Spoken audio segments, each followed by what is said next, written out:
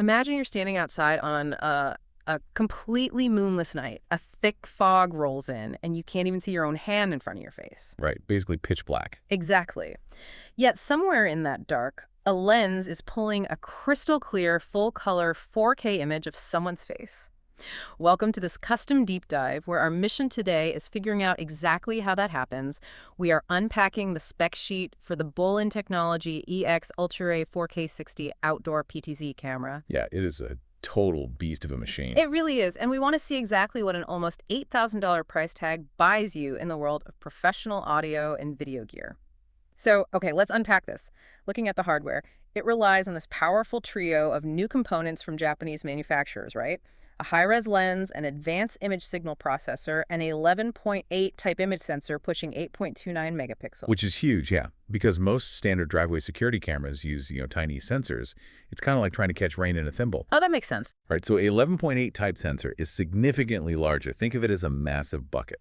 The larger the physical surface area, the more individual photons of light it can actually catch. And that raw light gathering capability is how it hits that massive 3840 by 2160 resolution. But, I mean, raw 4K resolution makes total sense in a highly controlled indoor studio. Putting all that delicate precision outside, why bother? I mean, the outdoors is chaotic. Well, that's exactly the problem this device is built to solve. The outdoors is a total nightmare for a lens. Right, unpredictable shadows, blinding glare, all that. Exactly, plus constant weather changes.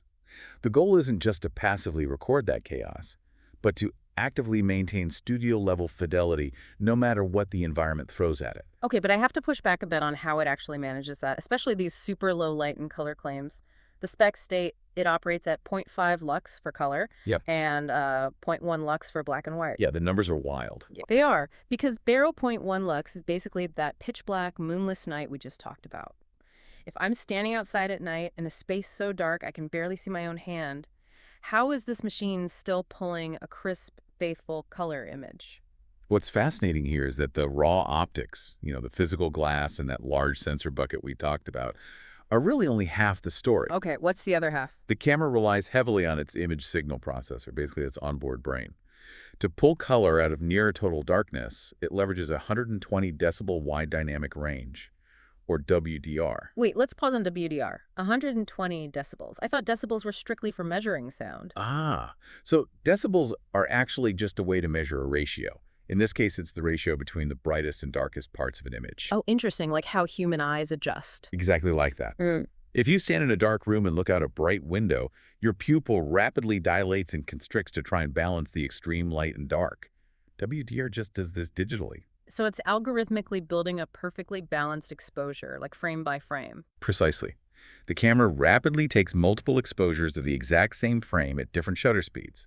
A fast one, so the bright spots don't wash out, and a slow one to pull details out of the shadows. And it just stitches them together instantly. Wow. Yeah, and it pairs that with a visibility enhancer, which analyzes the pixel data to locally boost brightness.